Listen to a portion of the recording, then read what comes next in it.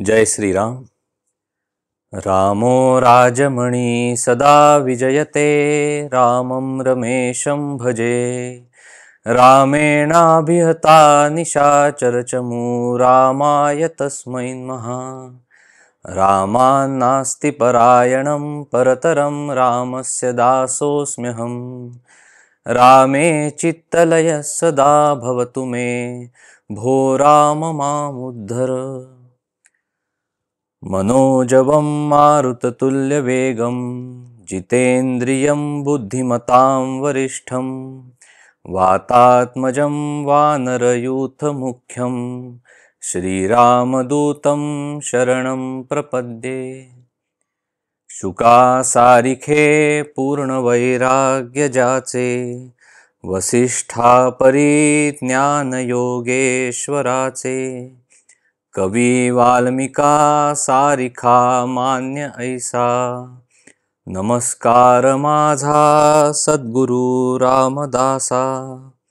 महारुद्रजे मारुती रामदास, कली माजिते जाहले रामदास। जना उद्धराया पुन्हा प्राप्त होती, नमस्कार त्या ब्रह्मचैतन्य मूर्ती। सद्गुरुनाथ महाराज की जय। जय जय रघुवीर समर्थ, श्रीराम समर्थ। जय श्रीराम। सगळ्यांना माझा नमस्कार। आपण आजपासून ह्या रामनवमीच्या परमपावन अशा मंगल दिनापासून, आज रामदास स्वामींची जयंती सुद्धा आहे, त्याचं औचित्य साधून आपण मनोबोधावर अभ्यास करणार आहोत। निरूपण सेवा त्यांच्याच कृपेने घडणार आहे आणि आपण एक एक श्लोक करत त्याचा अभ्यास करणार आहोत, प्रयत्न करणार आहोत। आपण पहिल्यांदा जो पहिला मनाचा श्लोक आहे, मनोबोध आहे, तो आपण म्हणूया आणि मग या मनोबोधाच्या पाठीमागे किंवा या मनाच्या श्लोकांच्या पाठीमागे काय भूमिका आहे समर्थांची, ती पण जाणून घेण्याचा प्रयत्न करूया। या श्लोकांची निर्मिती कशी झाली हे जाणून घेण्याचा आपण प्रयत्न करूया। गणाधीश जो ईश सर्वा गुणांचा, मूळारंभ आरंभ तो निर्गुणाचा। नमो शारदा मूळ चत्वार वाचा, गमो पंथ आनंत या राघवाचा। जय जय रघुवीर समर्थ। हा समर्थ माऊलींनी रचलेला मंगलाचरणाचा श्लोक आहे, पण याच्या आधी आपण हे समजून घेऊया की या मनाच्या श्लोकांची निर्मिती कशी झाली। समर्थांनी चाफळला रामाचं मंदिर स्थापन केलेलं होतं। रामनवमीचा उत्सव समर्थांनी सुरू करून दिलेला होता आणि शिवाजी महाराजांच्याकडून त्या उत्सवाला निधी येत असे, धान्य येत असे। एक वर्ष असं झालं की काही कारणाने तो निधी किंवा ते धान्य वेळेमध्ये पोचलं नाही आणि शिष्यांना त्याची चिंता पडली आणि ही गोष्ट समर्थांच्या कानावर आली। म्हणजे जेव्हा समर्थ चाफळला आले त्यावेळेला शिष्यांचे चिंताग्रस्त झालेले चेहरे समर्थांनी पाहिले आणि त्यांना अत्यंत दुःख झालं, त्यांना क्लेश झाले। म्हणजे ज्या देवतेचा उत्सव आपण करतो आहे, ती देवता तिचा स्वतःचा उत्सव साजरा करून घ्यायला समर्थ आहे, ह्याची जाणीव शिष्यांना नाही हे पाहून समर्थांना अतिशय दुःख झालं। त्यांनी कल्याणांना म्हणजे कल्याण स्वामींना बोलवून घेतलं आणि गणाधीश जो ईश सर्वा गुणांचा असं सांगत 205 श्लोक एका पाठोपाठ एक असे समर्थांनी कल्याण स्वामींना सांगितले. कल्याण स्वामींनी ते उतरवून घेतले आणि पहाटे 4च्या दरम्यान हे सगळे श्लोक सांगून पूर्ण झाले आणि समर्थ डोंगरामध्ये निघून गेले. कल्याण स्वामींनी पुढे त्याच्या अनेक प्रती करवल्या आणि सगळ्या शिष्यांना त्या दिल्या. आणि तेव्हापासून ही परंपरा सुरू झाली की भिक्षेला जाताना ह्यातला एक एक श्लोक म्हणत शिष्यांनी तो श्लोक म्हणावा, भिक्षेसाठी उभं राहावं आणि सक्षम अशा मनाने तो श्लोक म्हणावा आणि भिक्षा घ्यावी. आणि इतकी भिक्षा, इतकं धान्य जमा झालं की त्यामध्ये तो रामनवमीचा उत्सव अत्यंत उत्तम पद्धतीने पार पडला. आणि रामदास स्वामींना म्हणजे समर्थांना अतिशय आनंद झाला. आणि पुढे ती परंपरा निर्माण झाली की एक एक श्लोक म्हणत सगळे रामदासी आज भिक्षेसाठी निघतात. आणि तो रामदास स्वामींचा आशीर्वाद आहे, रामरायांचा आशीर्वाद आहे, मारुतीरायांचा आशीर्वाद आहे की कुठल्याही उत्सवाला काहीही कमी पडत नाही. ही त्यामागची भूमिका किंवा काय घडलं होतं, हे श्लोक कसे निर्माण झाले हे आपण थोडक्यात पाहिलं. आपण पहिला श्लोक घेऊया विवेचनाला किंवा अभ्यासाला. काय सांगते समर्थ माऊली आपल्याला? गणाधीश जो ईश सर्वा गुणांचा. शब्दार्थ बघूया पहिल्यांदा. गण म्हणजे इंद्रिय किंवा इंद्रियांचा समूह.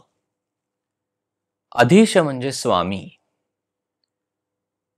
गणाधीश जो ईश सर्वा गुणांचा. गुण म्हणजे त्रिगुण, सत्व, रज आणि तम. मूळारंभ म्हणजे सच्चिदानंद स्वरूप असा ईश्वर. पुढे चत्वार असा शब्द आलेला आहे. चत्वार म्हणजे 4 आणि वाचा म्हणजे वाणीचे जे 4 प्रकार आहेत, म्हणजे परा, पश्यंती, मध्यमा आणि वैखरी. हे ते वाणीचे 4 प्रकार आहेत. गमू, गमू म्हणजे काय तर समजून घेऊया. समजणे, समजून घेणे म्हणजे गमणे आपण ज्याला आपण म्हणतो. गमू पंथ, अनंत या राघवाचा. पंथ म्हणजे मार्ग, ईश्वराकडे जाण्याचा मार्ग आपण समजून घेऊया असं समर्थ आपल्याला सांगतात. आणि राघवाचा, राघव म्हणजे परमात्मा, ईश्वर, भगवंत, समर्थांचा आराध्य दैवत. तिथे त्यांनी राघव असं संबोधलेलं आहे त्याला. हा श्लोक काय सांगतो आपल्याला? मंगलाचरणाचा श्लोक आहे की गणाधीश जो ईश सर्वा गुणांचा, म्हणजे इंद्रियांचा स्वामी असलेला, सर्व गुणांचा स्वामी असलेला, सत्व, रज आणि तम या 3ही गुणांच्या पलीकडे असलेला म्हणजे अतीत असलेला, निर्गुण तत्वाचा आरंभ असणारा जो मूळारंभ आहे म्हणजे भगवंत आहे. म्हणजेच त्याला समर्थांनी गणेश असं संबोधलेलं आहे. त्या गणेशाला समर्थांनी वंदन केलेलं आहे. आणि नमो शारदा मूळ चत्वार वाचा, म्हणजे 4ही वाणी म्हणजे परा, पश्यंती, मध्यमा आणि वैखरी या 4ही वाणी ज्या देवतेच्या आधिपत्याखाली येतात, ती देवता म्हणजे अर्थातच सरस्वती शारदा, तिला वंदन केलेलं आहे. आणि मग गणेशाला आणि शारदेला वंदन करून समर्थ आपल्याला असं सांगतात की आता आपण अनंत अशा ईश्वरापर्यंत जाण्याचा मार्ग समजून घेऊया.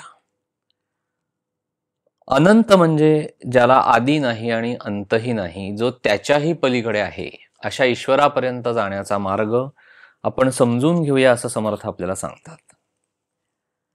कुठल्याही कार्याच्या आरंभी गणेशाचं आपण स्मरण करतो त्या गणेशाला समर्थांनी गणाधीश असं म्हटलेलं आहे. अधीश म्हणजे स्वामी, इंद्रियांचा स्वामी. आता आपल्या देहामध्ये किंवा पिंडामध्ये 14 इंद्रिय वास करतात. 5 ही ज्ञानेंद्रिय आहेत. पहिलं ज्ञानेंद्रिय म्हणजे जिव्हा, आपल्याला रसाचं ज्ञान होतं. दुसरं जे ज्ञानेंद्रिय आहे ते म्हणजे नेत्र, त्याने आपल्याला रंगाचं ज्ञान होतं. त्वचा, त्याने आपल्याला स्पर्शाचं ज्ञान होतं. कर्ण, त्याने आपल्याला ध्वनीचं ज्ञान होतं. आणि नासिका, ज्याने आपल्याला गंध ज्ञान होतं. ही 5 ज्ञानेंद्रिय आहेत.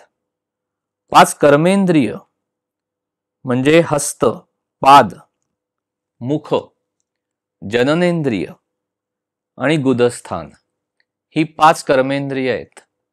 आणि 4 अंतरेंद्रिय आहेत. 4 तऱ्हेची अंतःकरण सांगितलेली आहेत. एक मन आहे, एक बुद्धी आहे, चित्त आहे आणि अहंकार. अशा 14 इंद्रियांचा स्वामी म्हणजे गणाधीश, म्हणजे गणेश. त्याला वंदन केलंय समर्थांनी. 14 इंद्रियांचा स्वामी म्हणजे काय, की आपल्यामध्ये ही जी सगळी इंद्रिय वास करून आहेत आणि त्या इंद्रियांच्या मार्फत चालणारी सगळी कर्म आणि मन, बुद्धी, चित्त आणि अहंकार, ही अतरिंद्रिय ज्याला आपण म्हणतो, ही सगळी गणपतीच्या आधिपत्याखाली येतात. आणि म्हणून ह्या इंद्रियांचा स्वामी, ह्या इंद्रियांचा अधीश म्हणजे गणाधीश, त्याला समर्थांनी वंदन केलेलं आहे. पुढे समर्थ गणेशाला संबोधताना काय सांगतात, की सर्व गुणांचा ईश, म्हणजे गणाधीश जो ईश सर्व गुणांचा, म्हणजे सत्व, रज आणि तम या 3ही गुणांचा जो ईश, असा तो गणपती. प्रत्येक प्राणीमात्रामध्ये, आपल्या सगळ्यांमध्ये सत्वगुण आहे, रजगुण आहे, रजोगुण आणि तमोगुण, हे 3ही गुण आपल्या प्रत्येकामध्ये आढळतात. ह्या 3ही गुणांनी, म्हणजे त्रिगुणी मायेमध्ये प्रत्येक जीव हा बांधला गेलेला आहे. म्हणून प्रत्येकामध्ये एक सात्विक वृत्ती पण असते, राजसिक वृत्ती पण असते आणि तामसिक वृत्ती सुद्धा आढळते. त्यामुळे आपल्यामध्ये हे 3ही गुण वास करत असतात. ह्या 3 गुणांचा मालक कोण आहे, तर गणपती आहे. म्हणजेच कोण आहे, तर प्रणवरूपी ओंकार आहे. ज्या सृष्टीची उत्पत्ती जी झाली ती ओंकार ध्वनीतून झालेली आहे. तिथे निर्गुण तत्व आहे.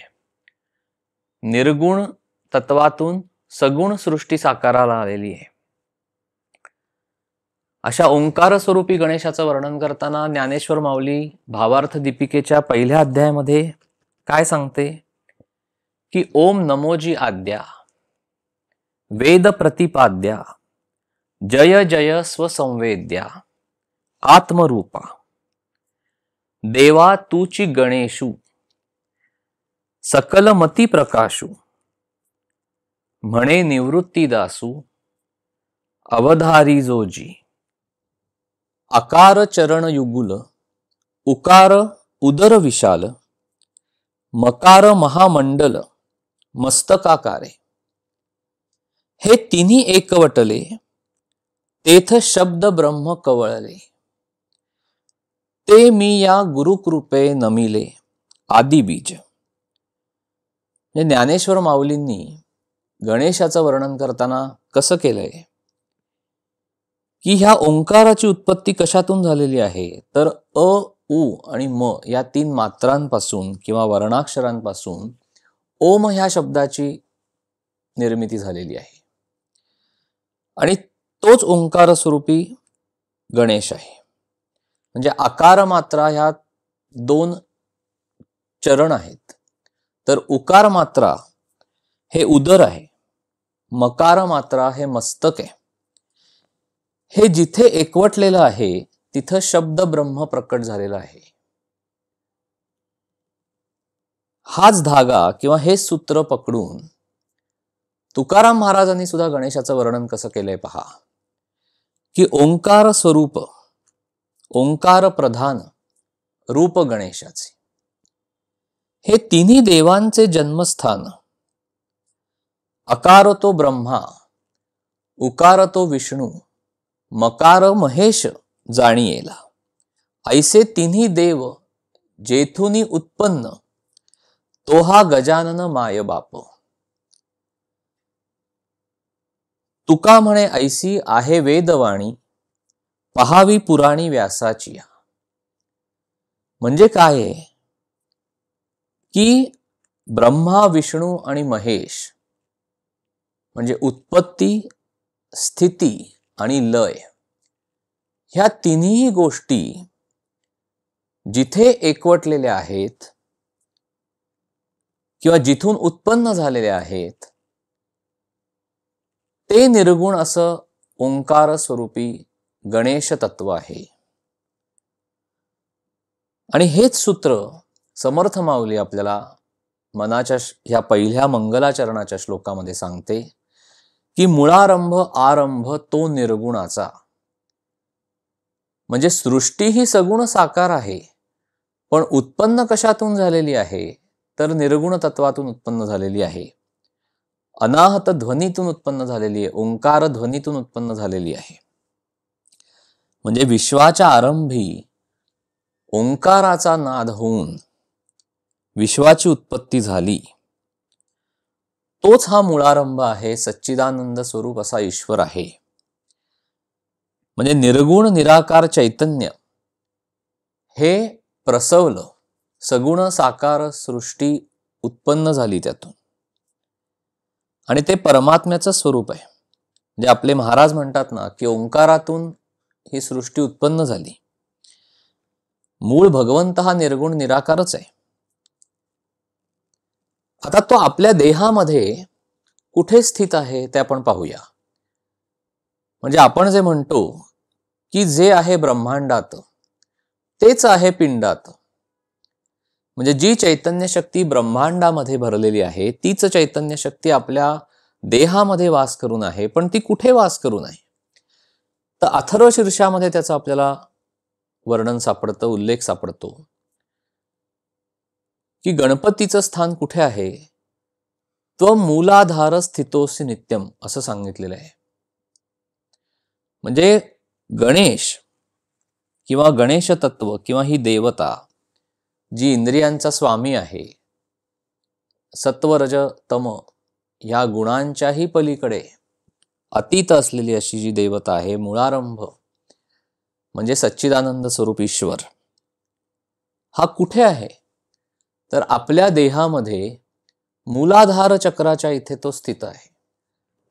त्या शारदेचं वर्णन करताना सुद्धा किंवा तिला वंदन करताना सुद्धा समर्थ माऊली काय सांगते की नमू शारदा मूळ चत्वार वाचा. वाणीचे 4 प्रकार आहेत. एक परावाणी आहे, पश्चंती वाणी आहे, मध्यमा आहे आणि वैखरी आहे. ह्या 4ही वाणींची अधिष्ठात्री देवता म्हणजे शारदा किंवा सरस्वती.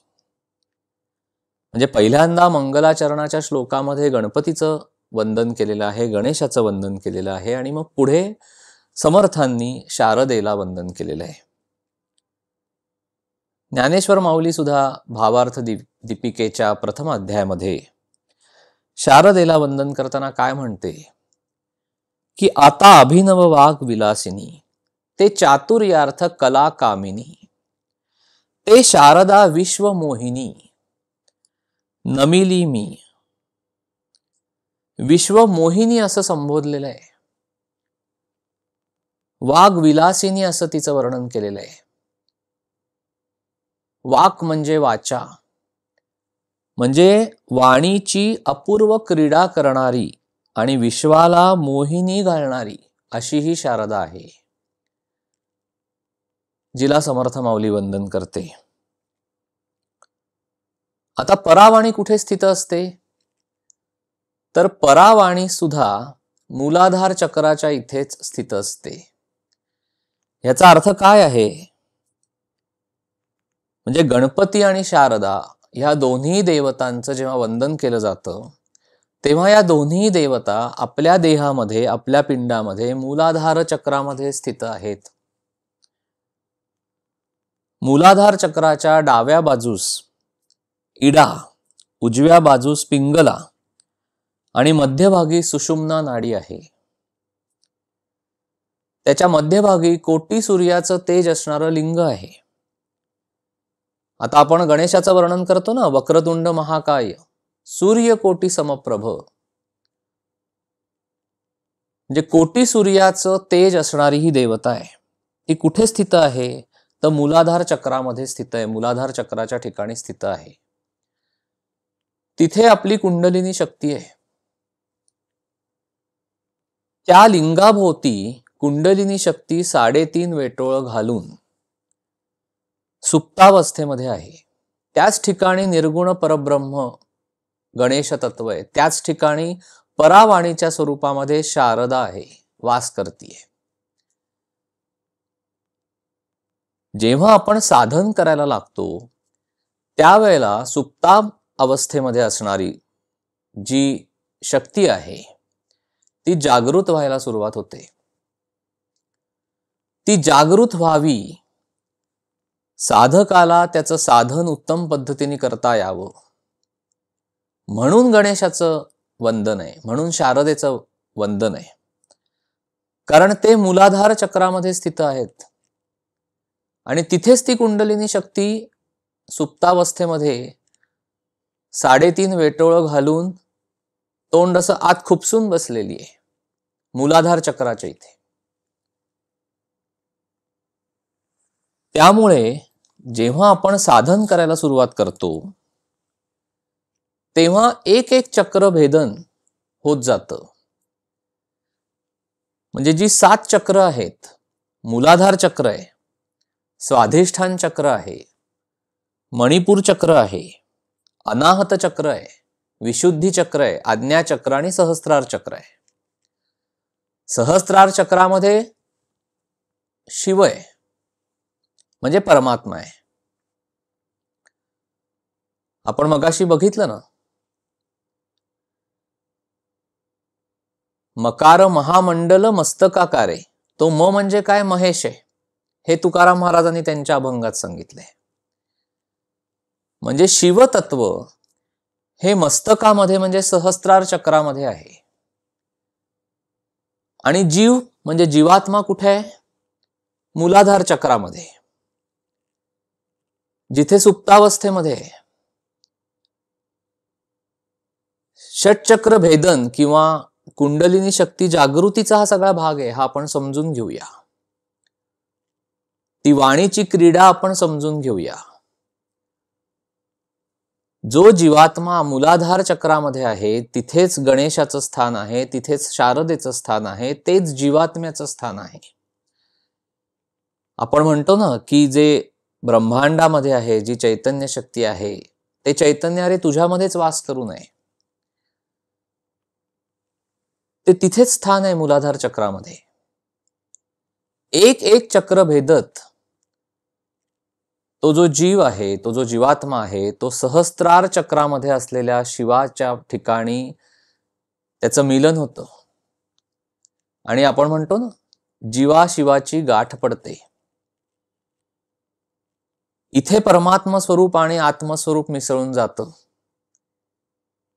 म्हणून साधन करत असताना कुठल्याही गोष्टीच्या आरंभी गणपतीचं वंदन करण्यामागे किंवा शारदेचं वंदन करण्यामागे हा भाव आहे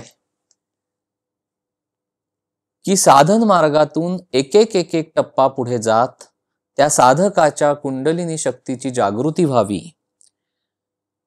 आणि मूलाधार चक्र तिथे स्थित असलेला जीवात्मा आणि सहस्त्रार चक्रामध्ये स्थित असलेला शिवाचा जो अंश आहे, परमात्मा जो आहे, त्यांचं एकत्रीकरण व्हावं, त्यांचं ऐक्य व्हावं आणि जीवाची आणि शिवाची गाठ पडावी, ही त्यामागची भूमिका आहे. आता आपण शारदेच्या अंमलाखाली ज्या वाणी येतात त्यांचा थोडासा भाग अभ्यासूया. आपण मगाशी बघितलं तसं परावाणी ही कुठे मूलाधार चक्रामध्ये आहे. मूलाधार चक्र, स्वाधिष्ठान चक्र, मणिपूर चक्र आणि अनाहत चक्र आपल्या हृदयाच्या इथे आहे. परावाणी म्हणजे मूलाधार चक्र आणि अनाहत चक्र म्हणजे परावाणीचा विस्तार हा पश्चंती वाणीच्या माध्यमातून अनाहत चक्रापर्यंत येतो. म्हणजे ज्याला आपण दैवी स्फुरण असं म्हणतो. ती एक जाणीव असते, ती एक संवेदना असते. अजून शब्दांची उत्पत्ती झालेली नाहीये, कारण ती परावाणी आहे.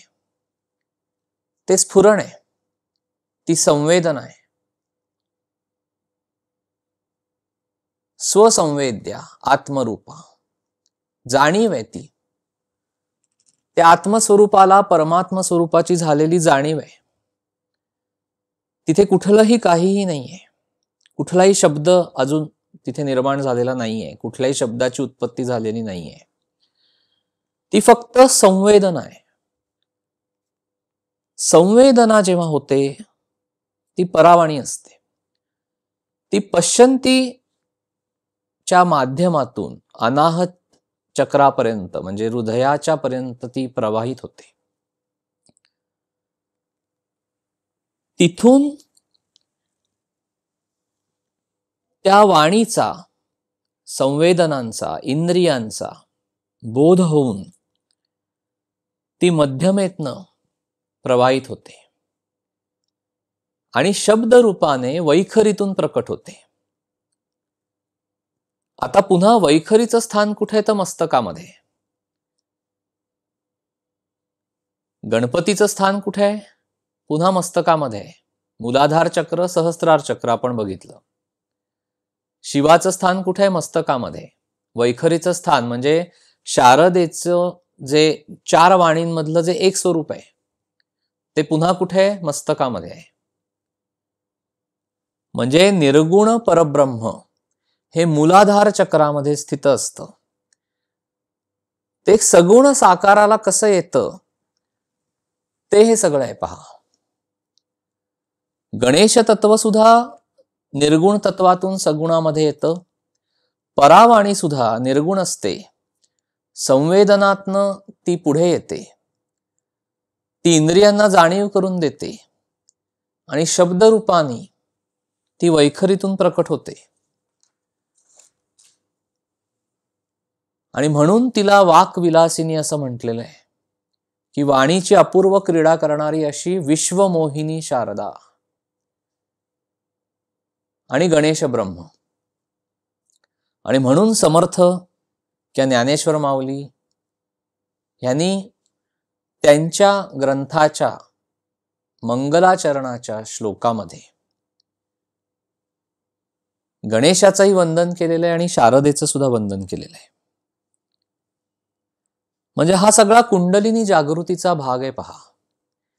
की जेव्हा साधकाचं साधन सुरू होतं आणि तो एक एक टप्पा करत पुढे जायला लागतो त्याच्या साधनेमध्ये, तेव्हा गणेश तत्व, निर्गुण परब्रह्म गणेश तत्व तिथे जागृत होतं. परावाणी जागृत होते. त्या साधकाला परमेश्वरीय तत्वाचा अनुभव यायला लागतो.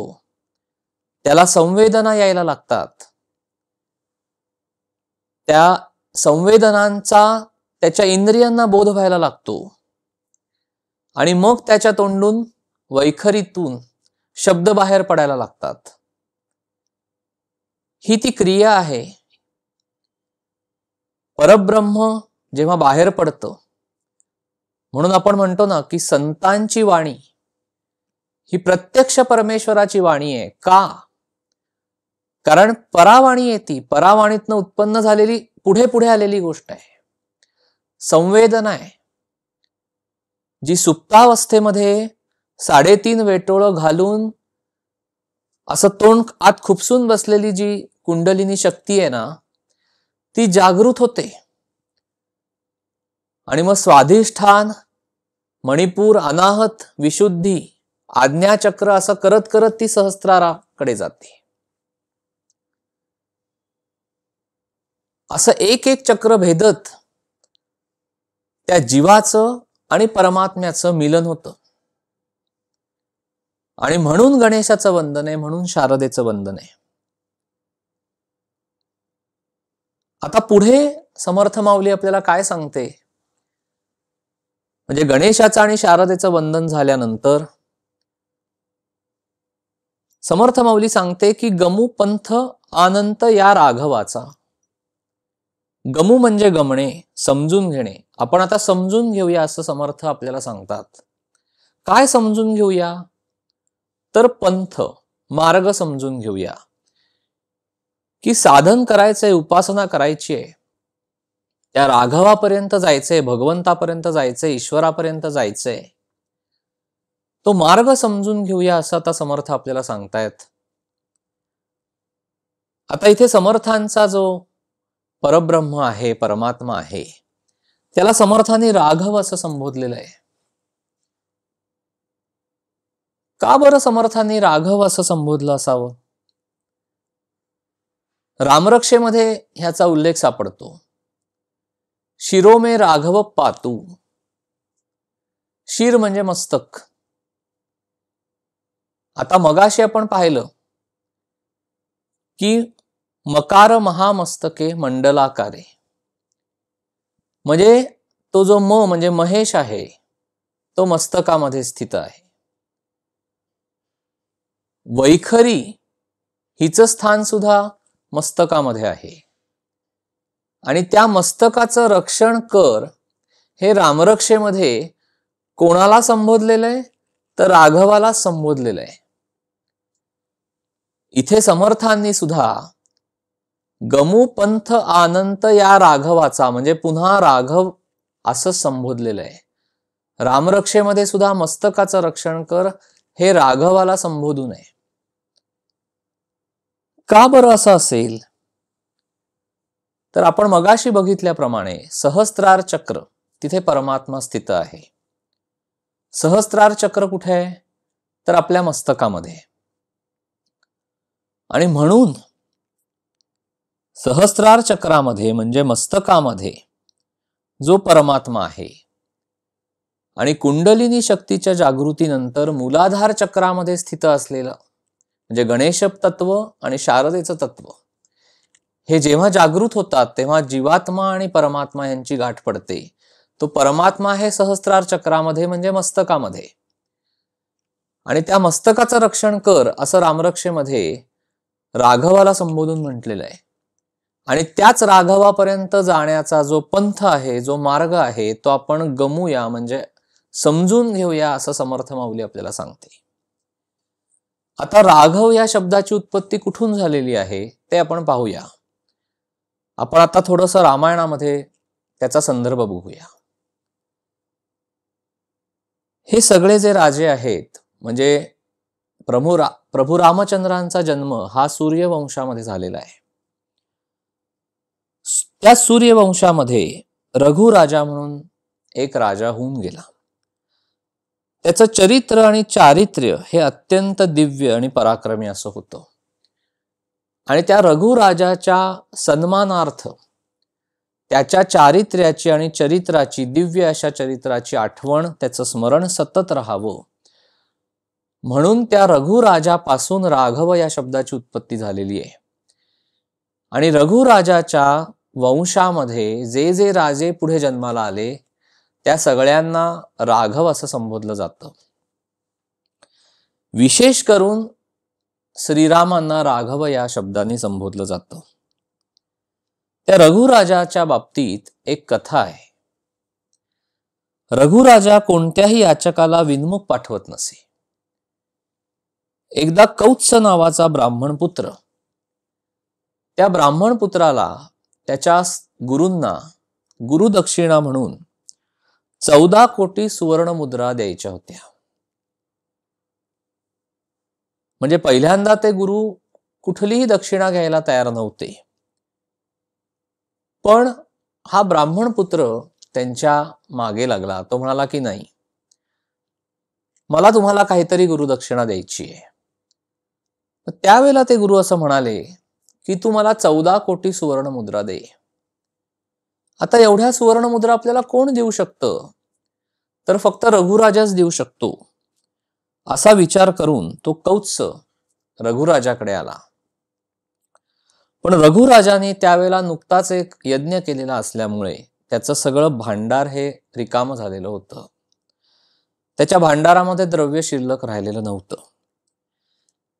त्यामुळे रघुराजाने असा विचार केला की आपण आता कुबेरावर स्वारी करूया. हे कुबेराला समजतं. त्याला रघुराजाचा पराक्रम माहिती असल्यामुळे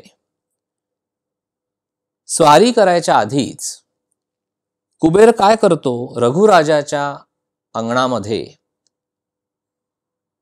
1,00,000 कोटी अशा सुवर्ण मुद्रांचा पाऊस पाडतो. पण कौत्स ब्राह्मण पुत्र सुद्धा हा इतका प्रामाणिक असतो की त्याला 14 कोटी सुवर्ण मुद्रा द्यायच्या असतात, तो त्यातल्या फक्त 14 कोटी सुवर्ण मुद्रा घेतो.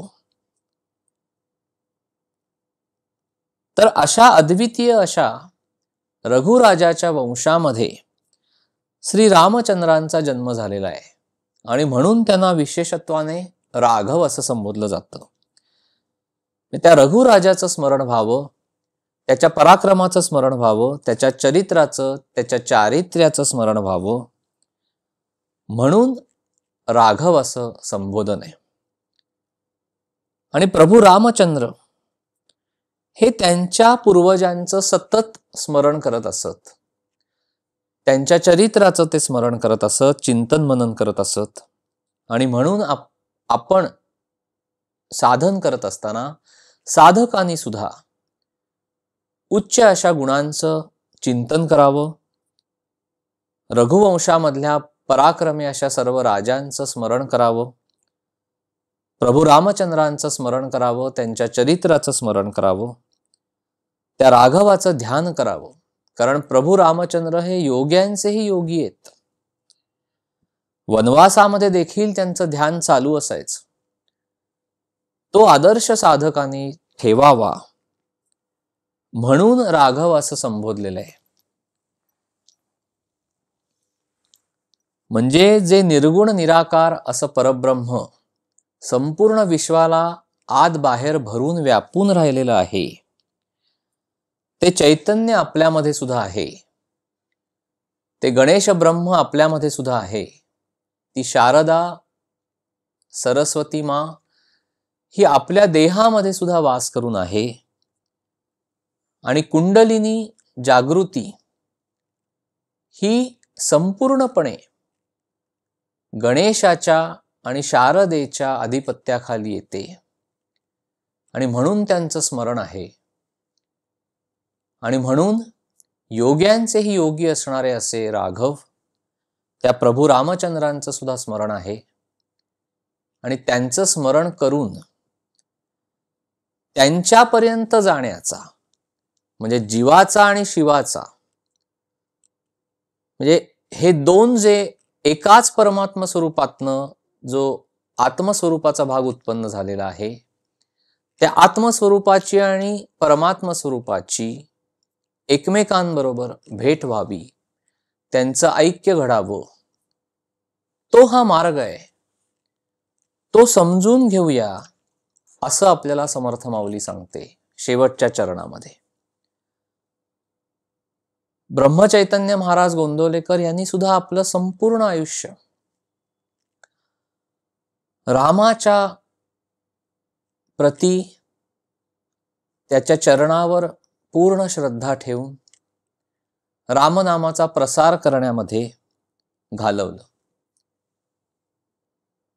नमस्कार त्रयोदशीमध्ये महाराजांचं वर्णन करताना सुद्धा अशाच तऱ्हेचं संबोधन आहे की तपे तोषला सद्गुरु ज्ञानी यांचा, वदे वाढवी पंथ या राघवाचा. इथेही पुन्हा पंथ आणि राघव, म्हणजे कोणाचा पंथ आहे तर राघवाचा पंथ आहे. इथेही तेच वर्णन आहे पहा. सगळीकडे राघव या शब्दाचा योजना केलेली आहे. गमू पंथ अनंत या राघवाचा, शिरोमे राघव पातू, तपे तोषला सद्गुरु ज्ञानी यांचा वदे वाढवी पंथ या राघवाचा. काही भूमिका आहे राघव हे संबोधन वापरण्याच्या मागे. म्हणजे योग्यांचेही योगी, अत्यंत पराक्रमी, रघुराजाच्या वंशामध्ये जन्म घेतलेले प्रभू श्रीराम हा जो परमात्मा आहे, हे जे भगवंताचं स्वरूप आहे, त्या भगवंतापर्यंत पोहोचण्याचा मार्ग आपण समजून घेऊया, असं समर्थ माऊली शेवटच्या चरणामध्ये आपल्याला सांगते. तो मार्ग कुठला आहे हे पुढच्या श्लोकामध्ये त्यांनी सांगितलेलं आहे. तो पंथ कुठला आहे हे त्यांनी पुढच्या श्लोकात सांगितलंय की मना सज्जना भक्ती पंथेची जावे, तरी श्रीहरी पाविजे तो स्वभावे. म्हणजे पहिल्या श्लोकाच्या शेवटच्या चरणामध्ये समर्थ माऊली सांगते गमू पंथ आनंत या राघवाचा. म्हणजे त्या राघवापर्यंत पोहोचण्याचा पंथ आपण समजून घेऊया.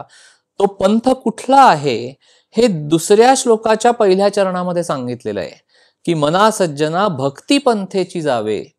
तो पंथ म्हणजे मार्ग हा भक्ती मार्ग आहे. तरी श्रीहरी पाविजे तो स्वभावे. तू जर भक्ती मार्गाने गेलास तर त्या श्रीहरीची म्हणजेच परमात्म्याची गाठ तुला पडेल. आणि हे समर्थ माऊलींना ह्या मंगलाचरणाच्या पहिल्या श्लोकामध्ये आपल्याला सांगायचं आहे. पुढच्या भागामध्ये आपण पुढचा श्लोक पाहूया. जय श्रीराम.